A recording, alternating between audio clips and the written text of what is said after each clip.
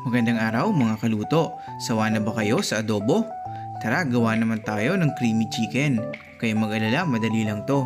Kailangan lang natin munang maghanda ng ating pang-coat sa ating chicken. Paghaluin lang natin ng flour, cornstarch.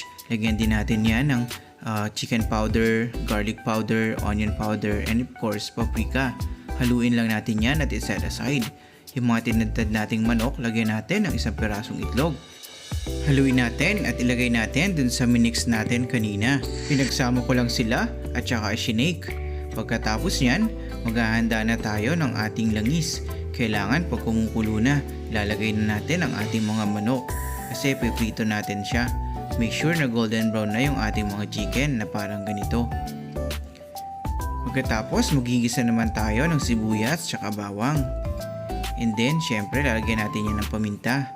Tsaka ng konting tubig. Pagkatapos, lalagyan natin ng asin. Hayaan nyo lang kumulo. And then, lagyan na natin yung isang pack ng Nestle cream. Nakita nga pala ako ng cheese, so nilagyan ko na din siya para mas masarap. Pag kumukulo na at medyo creamy na yung ating cheese, ibalik na natin yung ating mga manok. And then, hayaan lang natin siyang kumulo hanggang sa lumapot na yung ating sabaw na parang ganito. Pagkatapos niyan, pwede na natin yung iserve habang mainit pa. Tara, kain!